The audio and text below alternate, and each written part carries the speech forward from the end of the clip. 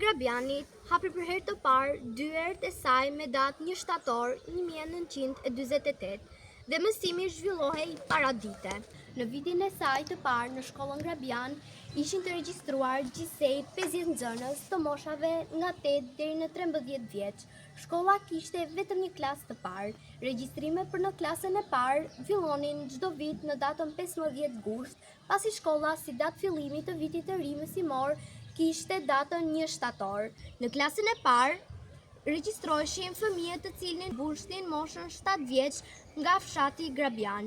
Në vitet e para të shkollës së Grabianit, numri i nxënësve në klasa nuk ka qenë shumë i madh, pasi fshati ishte i vogël me rreth 35 deri në 40 familje.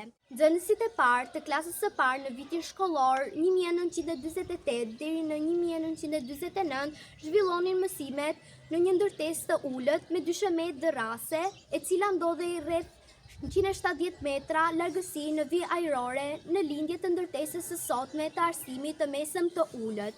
Me kalimin e viteve shtoi numri i nxënësve dhe i klasave të shkollës Grabian.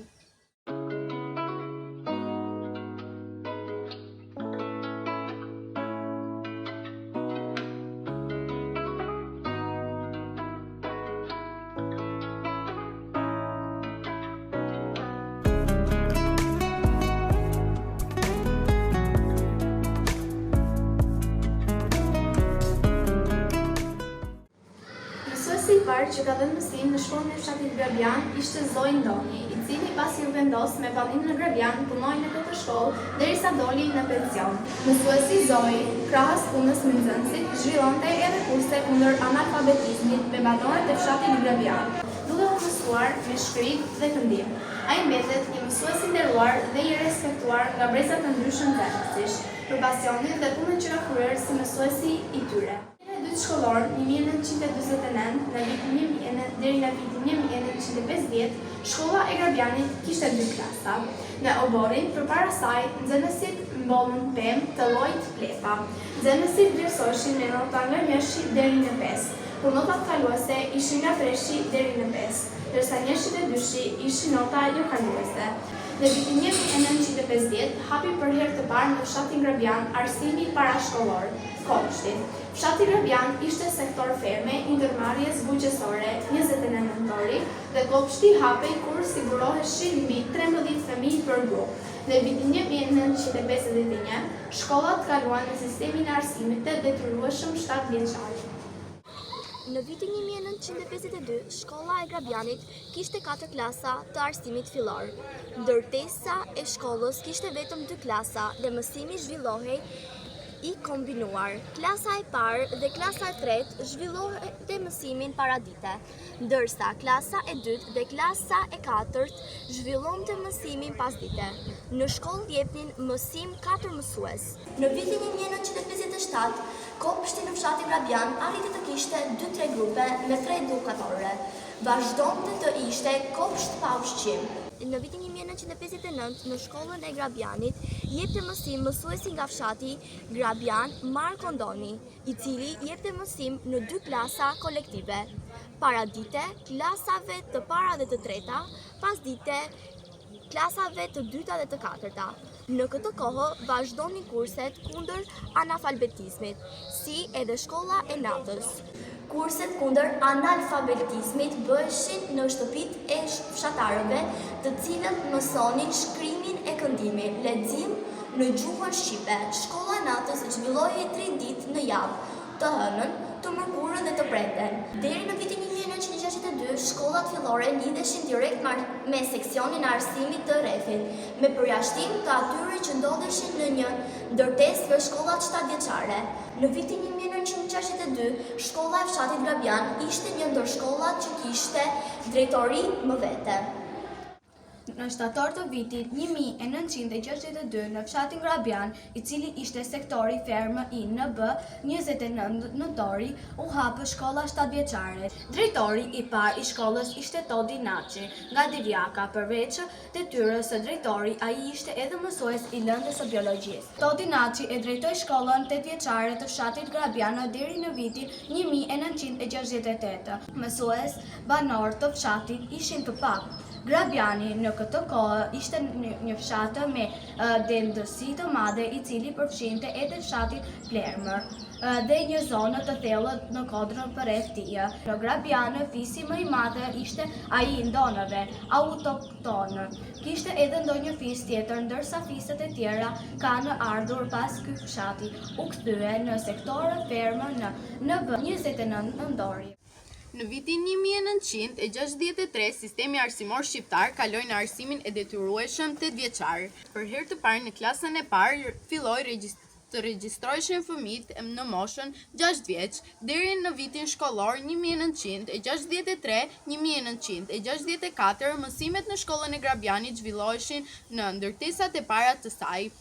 Shtimi i klasave vit pas viti, gjithashtu dhe numri i nxënësve në rritje, kryesisht pasardhjes së fëmijëve nga zonat e Gramshit, Librazhdit dhe nga krahina të tjera, bëri të nevojshme ndërtimin e një godine të re. Në kodrën e vogël, në pjesën jugore të fshatit ku ndërtua shkolla e re, shkolla ku sot ndjekin mësimet e nxënësit e arsimit të mesëm të ulët, ndërtesa nga ndërtimi i shërbeu arsimit 8 vjeçar, sot 9 vjeçare. Fillimisht u ndërtua pjesa ballore, korridori dhe klasat në anën lindore, krahun e hyrjes në shkollë me themel guri, me tull dhe me çati.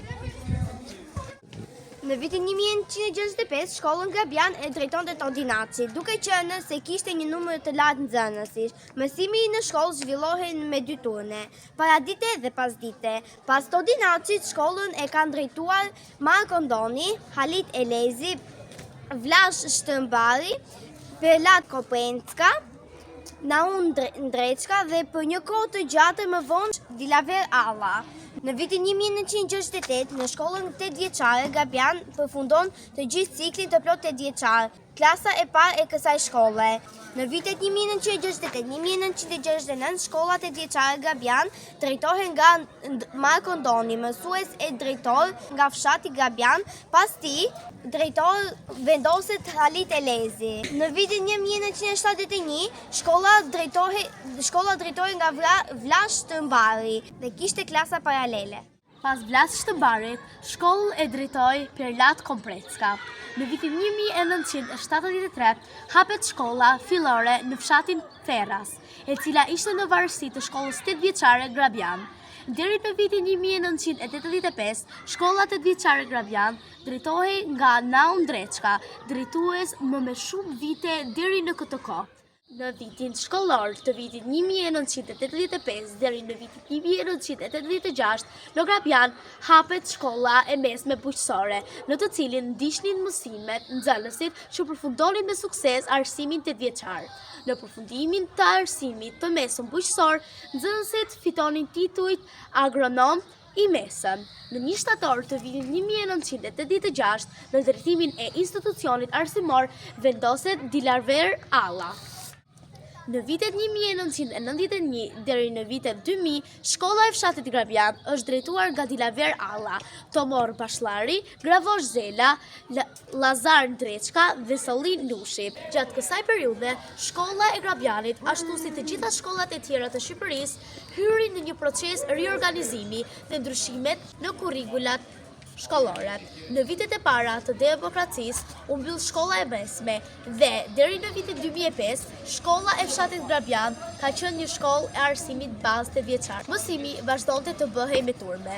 Arsimi fillor nga klasa e parë deri në klasën e 4 zhvillonte mësim pasdite, ndërsa klasat e 8 vjeçares, klasa e 5 deri në klasën e 8 zhvillonin mësimin paradite.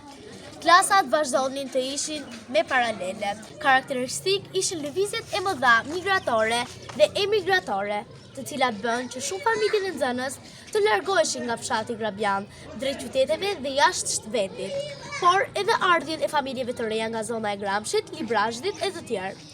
Kurjen e parë të numrit e të nxënësve të shkollat të Grabian e pati në vitin 1997, ku si pasoj e trazirave të brendshme në çdo qytet të Shqipërisë.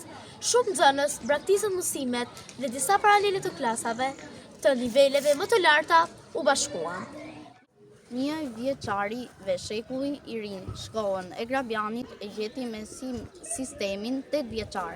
Në drejtim të saj, deri në muajin tetor 2003 vazhdonte të ishte Olli Nushi, mësues i lëndës së matematikës dhe fizikës. Në nëntor 2003, drejtori i shkollës së Grabianit emërohet Leonida Qorri, i cili e drejtoi shkollën 8 vjeçare Grabian deri në muajin gusht 2004. Në shtator 2004, në drejtimin e shkollës 8 vjeçare Grabian emërohet Angjelushe Shuka, gruaja e parë e drejtoreshe dhe e fundit e shkollës 8 vjeçare në Grabian. Në datën 20 shtator 2005 hapet shkolla e mesme e përgjithshme në fshatin Grabian. Shkolla e Grabianit nga shkollë 8 vjeçare bëhet shkollë e mesme e bashkuar. Në vitin e parë të hapjes së shkollës së mesme u regjistruan 61 nxënës. Nga viti 2004 e në vazhdim shkollën e mesme të bashkuar Grabian e kanë drejtuar Angjelushe Shuka, Brunilda Çuhaj, Erion Sharka, Shpëtim Bërhamaj. Në drejtim të shkollës që nga viti 2014 kryen funksionin e drejtorit Angjelushe Shuka. Në qershor 2014 filluan punimet për rikonstruktimin e shkollës 9-vjeçare. Punimet vazhduan me ritme të shpejta, të cilat përfunduan në muajin tetor 2014. Dhe një muaj më pas, në muajin nëntor 2014, nxënësit dhe mësuesit rifilluan mësimin në mjediset e reja bashkëkohore të shkollës së rikonstruktuar. Në ndërtesën e re u vendosën 5 klasa të arsimit fillor dhe 8 klasa të arsimit të mesëm të ullët. Në datë 30 majs 2015 në fshatin 3 Ura, hapi për herë të parë dyert kopshti i ri, një kërkesë e hershme e banorëve të fshatit. Kopshti i fshatit 3 Ura është në varësi të shkollës së mesme të bashkuar Grabian, që nga dita e parë edhe deri më sot, ky kopsht ka qenë vetëm me një grup që regjistroi fëmijë nga 3 deri në 5 vjeçar. Ky kopsht ishte një kërkesë e vazhdueshme e banorëve të fshatit 3 Ura. Vazhdonte të ishte në varësinë e shkollës qendroj në Grabian dhe shkolla fillore në fshatin Ferras. Gjatë këtyre 10 viteve kishte shumë reforma në fushën e arsimit, të cilat kanë prekur dhe kanë dhënë shumë efektet e tyre. Mësuesit e shkollës së mesme të bashkuar Grabian kanë bërë të mundur që ndryshimet e reja në kurrikulum t'i përshtasin sa më mirë. Në maj 2019, shkolla e mesme e bashkuar Grabian kalon në varësi të zyrës së arsimit para universitar Divjak. Në vitin 2020, si pasojë e kushteve shumë të vështira të shkaktuara nga pandemia, mësimi kaloi nga ai fizik në klasa në mësim online. Në kohën e kohët u krijuan klasa digjitale dhe mësuesit treguan vlerat edhe lartësitë e tyre. Mësimin online ne bënim bashkëbisedim me telefona.